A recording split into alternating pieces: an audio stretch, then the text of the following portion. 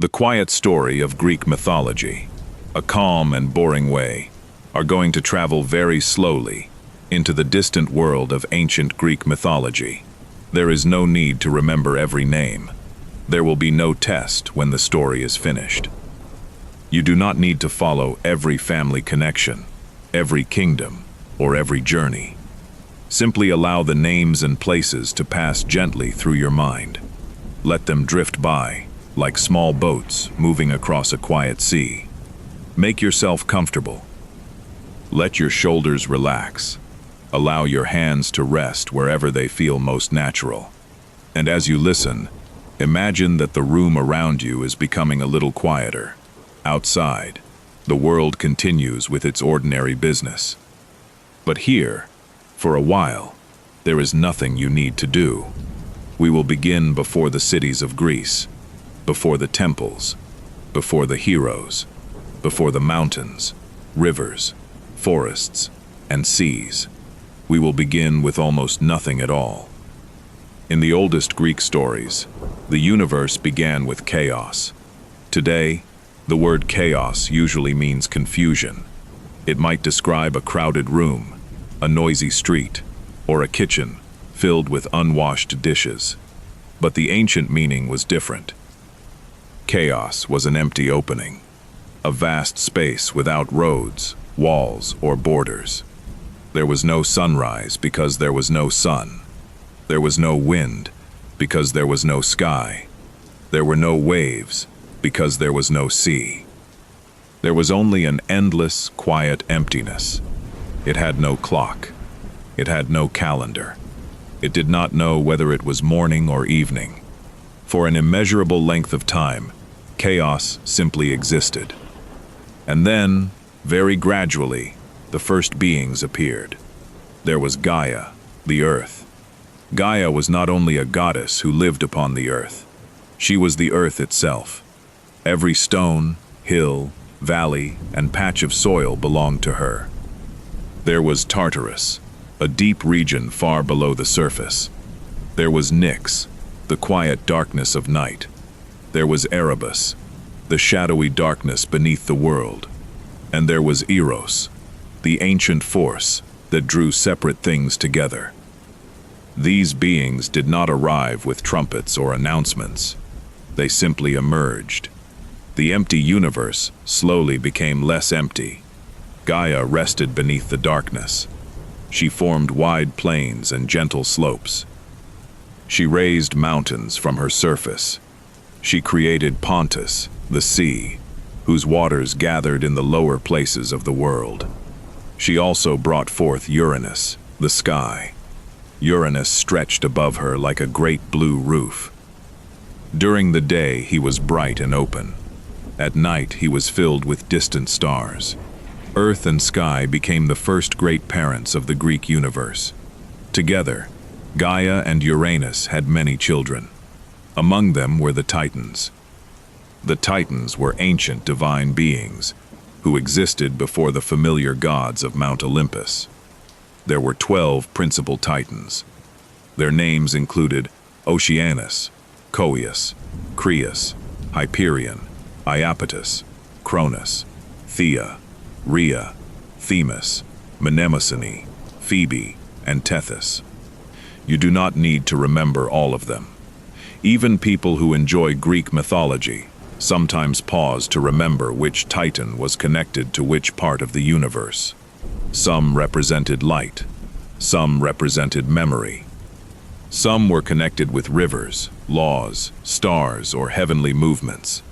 Oceanus was associated with the great river believed to encircle the world. Hyperion was connected with heavenly light. Mnemosyne represented memory. Themis represented order and divine law. And Cronus, the youngest of the principal Titans, would become the most powerful of them all. Gaia and Uranus also had other children. Some were enormous beings with a single eye. These were the Cyclopes. Others had many arms and great strength. Uranus feared these unusual children and hid them deep within the earth. Gaia was unhappy because the children were trapped inside her. She asked the Titans to help release them. Most of the Titans remained silent. Cronus, however, agreed. With Gaia's help, Cronus overthrew Uranus and became ruler of the universe. For a while, the age of the Titans began. Cronus married his sister Rhea. They ruled from a world that was still young. Mountains stood quietly beneath the sky. Rivers followed their new paths toward the sea. Trees covered the hillsides. And the early divine beings moved through a world without human cities. But Cronus had heard a troubling prophecy. He was told that one of his own children would overthrow him, just as he had overthrown his father. Cronus did not want this to happen. So whenever Rhea gave birth to a child, Cronus swallowed the baby. First came Hestia, then Demeter, then Hera, then Hades, then Poseidon. Each child disappeared into Cronus. The children were divine and could not die, but they remained trapped inside him. Rhea grew increasingly unhappy. When her youngest child was born, she decided to save him. The baby's name was Zeus. Instead of giving Zeus to Cronus, Rhea wrapped a stone in cloth. Cronus swallowed the stone without carefully examining it. Perhaps he was in a hurry. Perhaps he trusted that everything had gone according to his plan. Meanwhile, the real baby Zeus was carried to the island of Crete. There, hidden in a cave, he was raised in safety. Some stories say that a goat named Amalthea provided him with milk. Others describe nymphs caring for him. Young warriors called the Curetes may have clashed their shields whenever the baby cried, so that Cronus would not hear him. Zeus grew from a quiet infant into a powerful young god. Eventually, he returned to confront Cronus. With the help of the Titan Metis, Zeus gave Cronus a drink that caused him to release the children he had swallowed. One by one, they emerged. Hestia, Demeter, Hera, Hades, and Poseidon. They had been trapped for a long time, although time may have felt different inside a Titan. The 6 divine brothers and sisters joined together against Cronus. This began a long conflict called the Titanomachy, the war between the younger gods and the Titans. The struggle continued for 10 years. The younger gods fought from Mount Olympus. The Titans fought from Mount Othrys. The earth shook beneath their battles. But Zeus understood that strength alone might not be enough. He traveled to the deepest places of the world and freed the Cyclopes and the 100-handed giants who had been imprisoned there. The Cyclopes were grateful. They made powerful gifts for the 3 divine brothers. For Zeus, they created the thunderbolt. For Poseidon, they created the trident. And for Hades, they created a helmet that could make its wearer invisible. With these gifts and new allies, the younger gods defeated the Titans. Many of the defeated Titans were sent to Tartarus. The 100-handed giants guarded them. Atlas, one of the Titans who had fought against Zeus, received a different punishment. He was ordered to hold up the heavens. In paintings and sculptures, Atlas is sometimes shown carrying the earth. But in many ancient stories, his burden was the sky. After the war, Zeus and his brothers divided the universe between them. They drew lots. Zeus received the sky. Poseidon received the sea. Hades received the underworld. The earth itself remained shared territory. Zeus became the leading ruler among the new gods. He lived on Mount Olympus, a high mountain whose summit was often hidden by clouds. In the imagination of the ancient Greeks, Olympus was more than an ordinary mountain. It was the home of the gods. There were shining halls, comfortable rooms, and tables where divine food was served. The gods ate ambrosia and drank nectar. They gathered for discussions, celebrations, disagreements, and long conversations about mortals. Although the Olympians were immortal, they were not always calm or wise. They became jealous. They became angry. They argued with one another. They made plans, and sometimes changed those plans.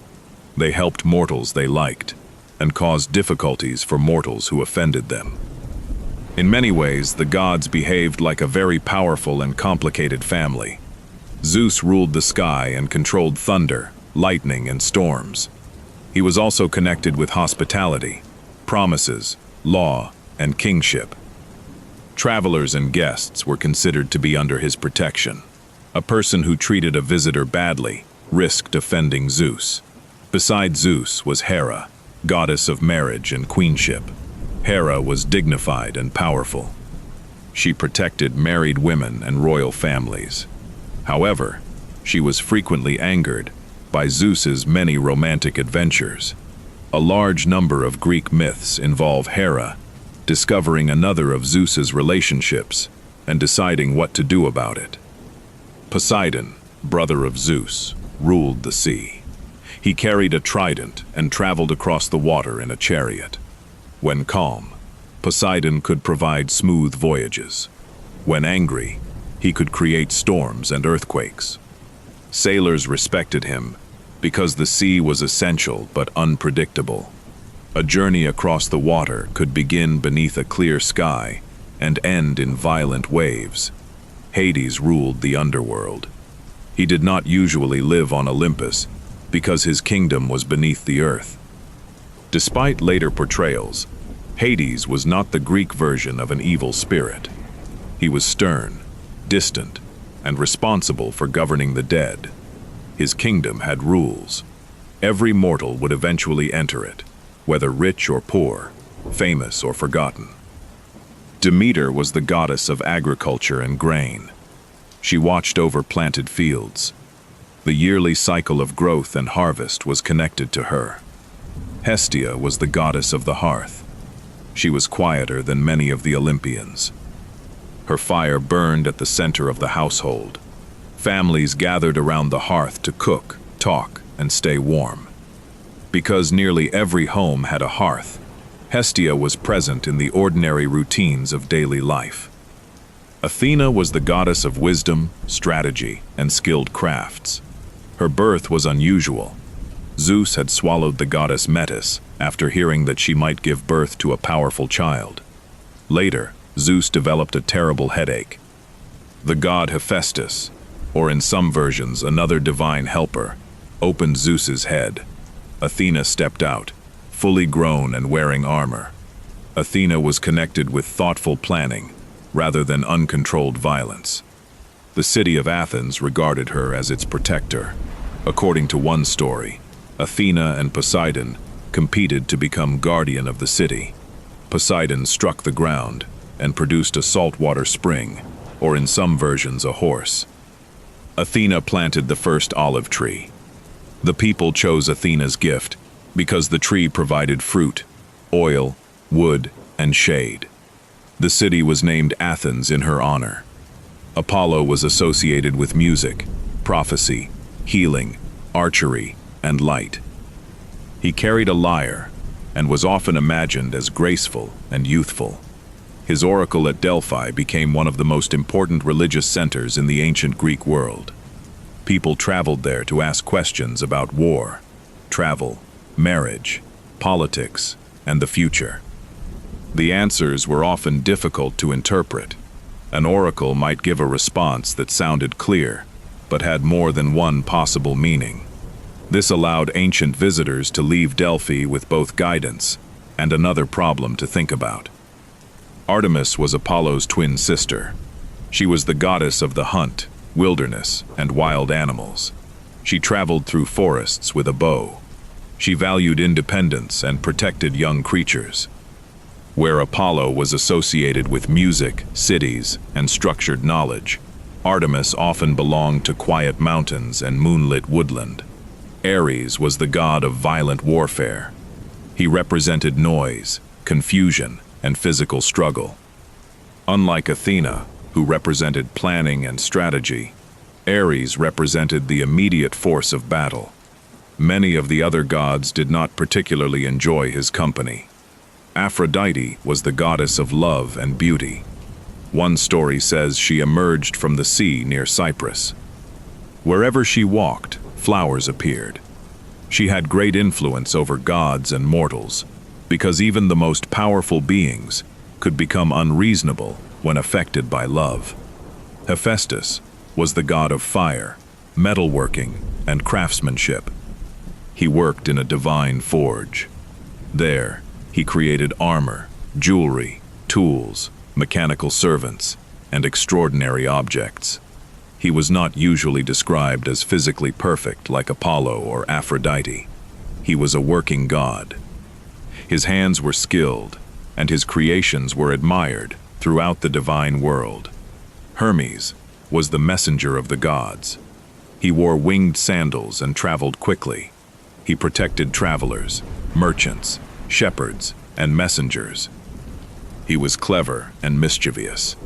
Even as a baby, Hermes was said to have stolen cattle belonging to Apollo. He later made peace by giving Apollo a newly invented musical instrument, the lyre. Dionysus was the god of wine, theater, celebration, and altered states of mind. His festivals could be joyful and unpredictable. Actors, musicians, and poets honored him. Through Dionysus, people temporarily stepped away from their usual responsibilities and entered the unusual world of performance. These gods were only the beginning. Ancient Greek mythology contained river gods, wind gods, sea nymphs, mountain spirits, household spirits, and divine beings connected with almost every part of life. The Greeks imagined nature as a world filled with personality. A spring might have a nymph, a river might have a god, a tree might be protected by a spirit. The sea contained old divine beings who remembered a time before Zeus.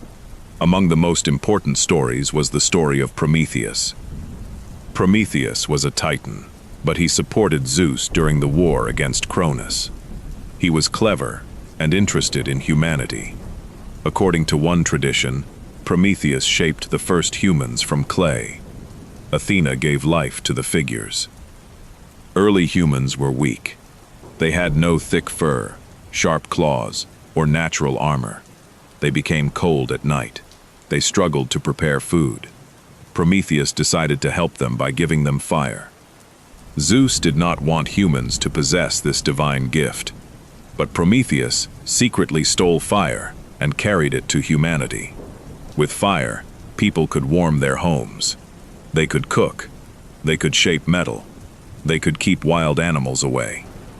They could sit beside the flames at night and tell stories. Zeus punished Prometheus by chaining him to a distant mountain. Each day, a great eagle came to eat his liver. Each night, because Prometheus was immortal, the liver grew back. Many years later, the hero Heracles would free him. Zeus also sent humanity a gift that was not entirely a gift. Her name was Pandora. The gods gave Pandora beauty, curiosity, intelligence, and many other qualities. She was sent to live among humans with a sealed container. Today, people often call it Pandora's box, although the earliest versions describe it more like a large jar. Pandora was told not to open it. For some time, she obeyed. But curiosity remained. One day, she lifted the lid. Out came sickness, pain, hard labor, jealousy, grief, and the many difficulties of human life. Pandora quickly closed the container. Only hope remained inside. And so, the story explained why life contains suffering, but also why people continue. Hope remained. As humans spread across the earth, cities appeared. People planted grain and raised animals. They built homes from wood, stone, and clay. They sailed between islands. They honored the gods with temples and offerings. The gods, however, continued to influence their lives. One of the gentler seasonal stories concerned Demeter and her daughter Persephone. Persephone was gathering flowers when the ground opened.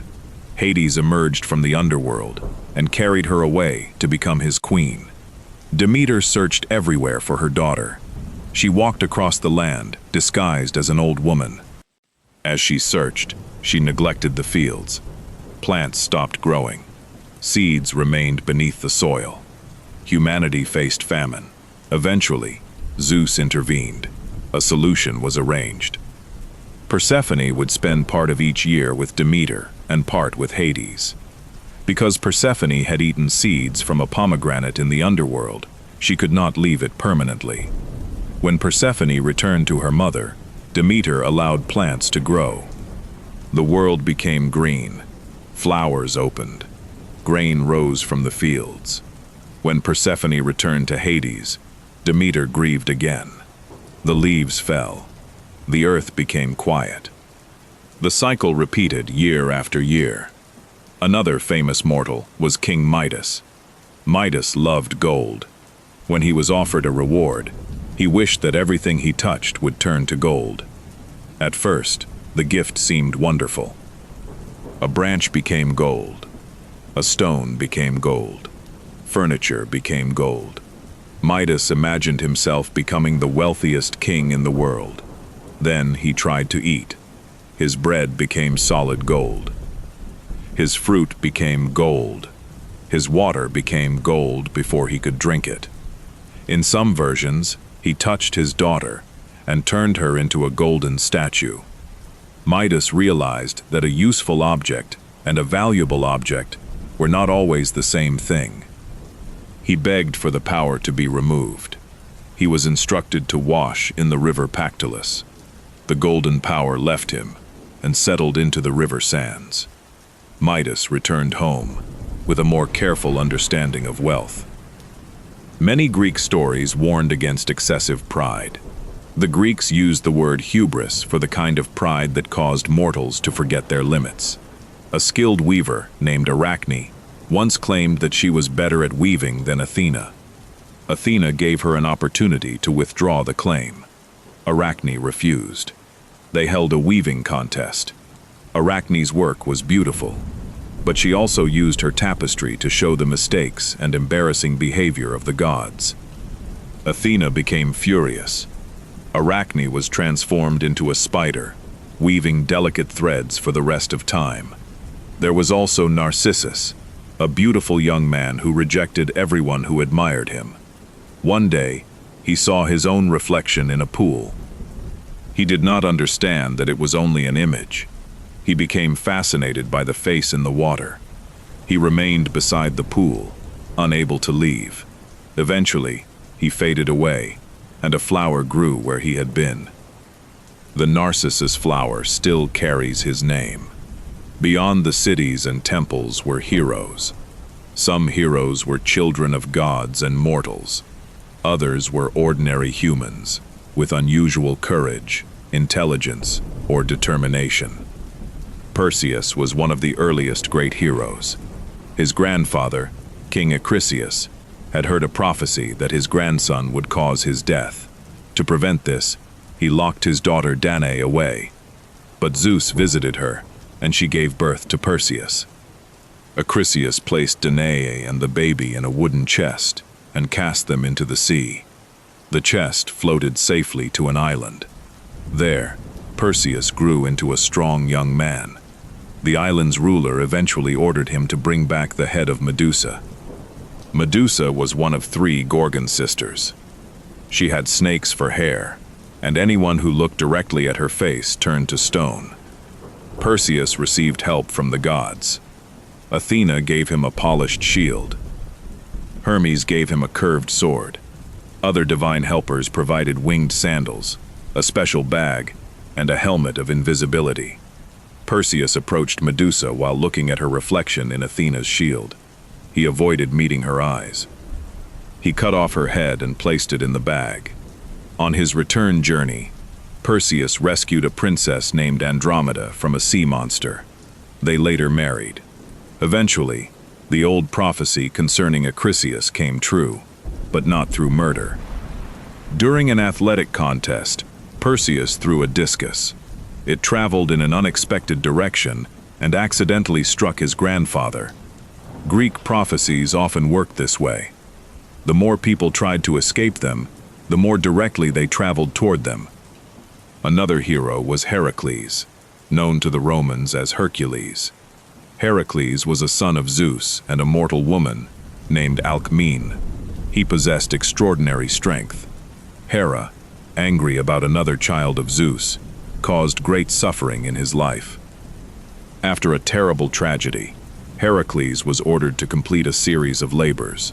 These became known as the 12 labors of Heracles.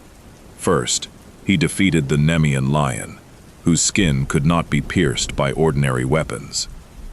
Heracles strangled the lion and later wore its skin as armor. He defeated the many-headed Hydra. Whenever one of its heads was cut off, 2 more could grow in its place. Heracles worked with his nephew Iolaus, who sealed each wound with fire.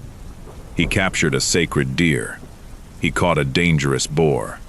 He cleaned the enormous stables of King Augeas by redirecting rivers through them. It was an efficient solution to a very unpleasant task. He frightened away the Stymphalian birds. He captured the Cretan bull. He brought back the horses of Diomedes. He obtained the belt of the Amazon queen Hippolyta. He collected the cattle of Geryon. He gathered golden apples from a distant garden. And finally, he entered the underworld and brought back Cerberus, the 3-headed guard dog. Heracles completed all these tasks and many other adventures. His life was difficult, but after his death, he was welcomed among the gods. Far from Greece, another group of heroes sailed aboard a ship called the Argo. Their leader was Jason. They became known as the Argonauts. Jason was searching for the Golden Fleece, a magical object kept in the distant land of Colchis. The journey required them to cross unfamiliar seas. Among the Argonauts were famous figures such as Orpheus, Castor, Pollux, and in some traditions, Heracles. When Jason reached Colchis, King Aeetes gave him several impossible tasks. But the king's daughter Medea fell in love with Jason. She was skilled in magic and helped him succeed. Jason took the Golden Fleece, and the Argonauts sailed home. The story did not end happily for Jason and Medea. Greek myths often continued long after the moment when a modern story might have ended. Victory did not guarantee peace. Marriage did not guarantee happiness. Returning home did not guarantee that home would remain unchanged. Theseus was the great hero of Athens. The city was forced to send young men and women to the island of Crete. There, they were placed inside a great maze called the Labyrinth. At the center lived the Minotaur, a creature with the body of a man and the head of a bull. Theseus volunteered to enter the labyrinth. King Minos's daughter Ariadne decided to help him. She gave Theseus a ball of thread. He tied one end near the entrance and carried the thread as he walked deeper into the maze. The corridors turned again and again.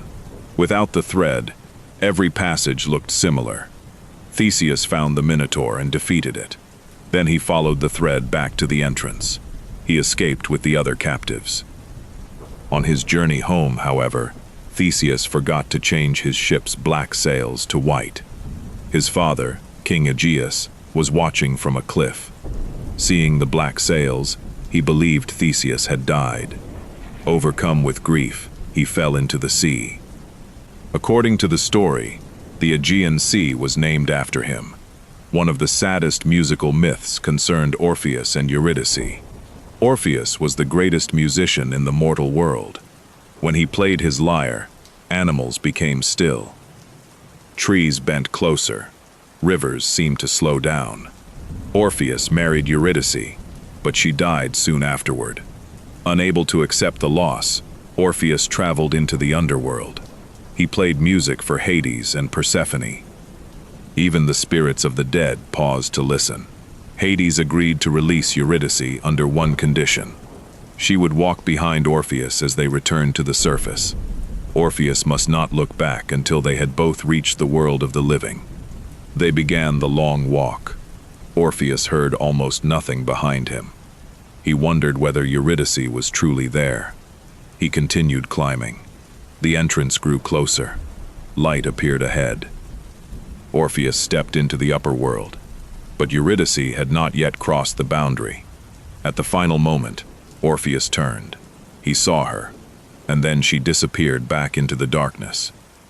The most famous collection of Greek legends concerned the Trojan War.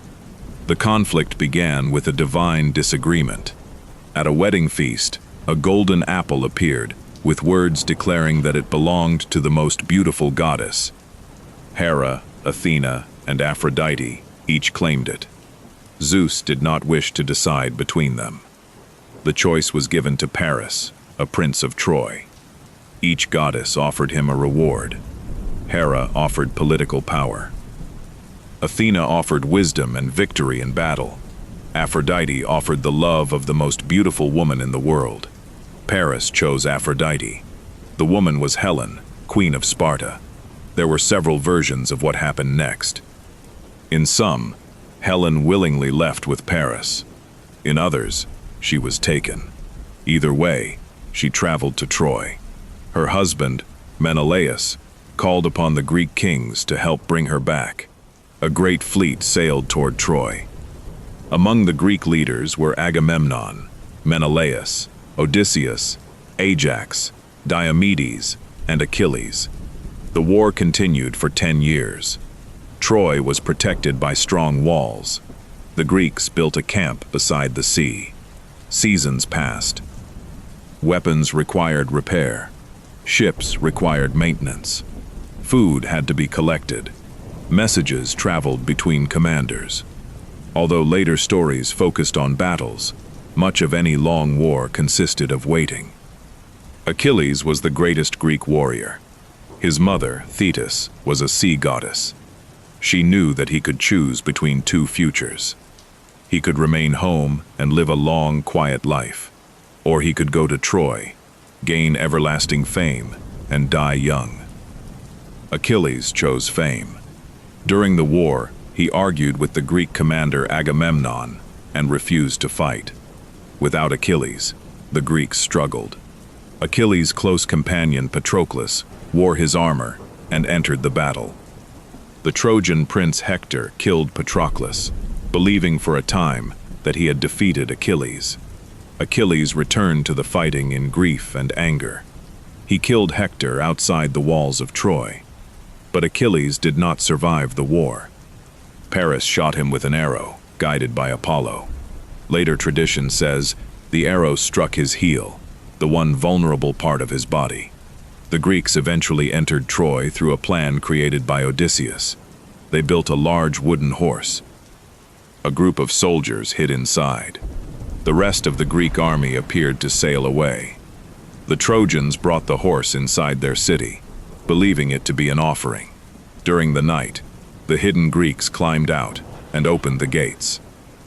The Greek army returned. Troy fell. The war was over, but the journeys home were only beginning. Odysseus, king of Ithaca, faced the longest journey. He expected to sail home in a short time. Instead, his voyage lasted 10 years. He encountered the Cyclops Polyphemus. Odysseus and his men became trapped inside the Cyclops' cave. To escape, Odysseus blinded Polyphemus and hid beneath the sheep as they left the cave. But Polyphemus was a son of Poseidon. Poseidon became Odysseus' enemy and made his journey across the sea extremely difficult. Odysseus visited the island of the wind god Aeolus. Aeolus gave him a bag containing dangerous winds. Odysseus' crew opened the bag while he slept, believing it contained treasure. The winds escaped and pushed their ship away from home. They visited the land of the enchantress Circe. They passed the singing sirens. Odysseus ordered his crew to block their ears with wax. He had himself tied to the ship's mast so that he could hear the song without steering the ship toward danger. They sailed between the monster Scylla and the whirlpool Charybdis. They visited the island of the sun god's cattle. Despite warnings, The hungry crew killed the sacred animals. Their ship was destroyed.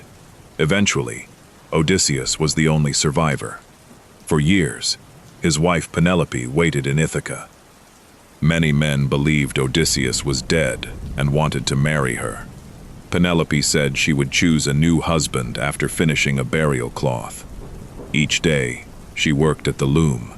Each night, she secretly undid part of the weaving. This delayed her decision. At last, Odysseus returned to Ithaca, disguised as an old beggar. His dog Argos recognized him. The animal had waited many years for his master. After seeing Odysseus one final time, Argos peacefully died. Penelope announced a contest. She would marry the man who could string Odysseus's bow and shoot an arrow through a row of axe heads. None of the suitors could string the bow. The disguised Odysseus asked to try. He strung it easily. He completed the shot. Then he revealed his identity. After many years of war and wandering, Odysseus was finally home. The heroic age gradually ended. The great warriors passed into memory. The gods remained in their temples, stories, festivals, and household traditions. For centuries, people continued to leave offerings. Sailors prayed to Poseidon. Farmers honored Demeter. Craftspeople respected Athena and Hephaestus. Travelers asked Hermes for protection. Families kept the fire of Hestia burning in their homes. Over time, the ancient world changed. New kingdoms rose. Old cities declined. The temples became quiet. Yet the stories survived. Poets recited them. Artists painted them. Sculptors shaped marble into the forms of gods and heroes. Parents told the stories to children. Travelers carried them from one country to another. Even now, the names remain familiar. Atlas still carries a heavy burden. A difficult weakness is called an Achilles' heel. A confusing place may be called a labyrinth. A dangerous gift may be called a Trojan horse. A person fascinated with their own appearance may be described as narcissistic. A difficult problem may require a Herculean effort. The ancient stories continue to live inside ordinary language. But for tonight, there is no need to analyze their meaning. You can simply let the old world become quiet. Imagine Mount Olympus beneath a dark blue sky. The marble halls are still. The gods have ended their discussions for the evening. Zeus has placed his thunderbolts beside his chair. Poseidon's trident rests against a wall. Athena has closed a large scroll. Apollo's lyre is silent. Artemis walks alone beneath the moon. Hermes has removed his winged sandals after a long day of carrying messages. Hephaestus has allowed the fires of his workshop to grow low. Hestia watches the final flames of the hearth. Far below the mountain, the sea moves gently against the shore. An empty ship is tied to a wooden dock. Its ropes creak quietly. Beyond the harbor, olive trees stand beneath the stars. Their silver leaves move in the soft night wind. The roads between the villages are empty. No armies are marching. No heroes are searching for monsters. No kings are consulting oracles. The labyrinth is silent. The gates of Troy have disappeared into history. Odysseus is home. Persephone rests beside her mother during the warm part of the year. Prometheus watches a distant fire burning in a human home. And somewhere, beside a quiet pool, a single narcissus flower bends toward its reflection. The stories do not need anything more from you. They will remain here until another evening. You may release the names you have heard. Let Zeus fade into the clouds. Let Poseidon sink beneath the calm water. Let Athena disappear among the olive trees. Let Hermes travel beyond the horizon. Let the heroes return to their ancient roads. Your breathing can become slower now. The room is safe. The night is quiet. Nothing needs to be solved. Nothing needs to be completed. There is nowhere you need to travel. The ships are resting in the harbor. The temple doors are closed. The final lamp is growing dim. And above the sleeping mountains, the stars continue their slow and ancient journey across the sky. Good night. Sleep peacefully, and may your dreams be quieter than the halls of Olympus after all the gods have gone to rest.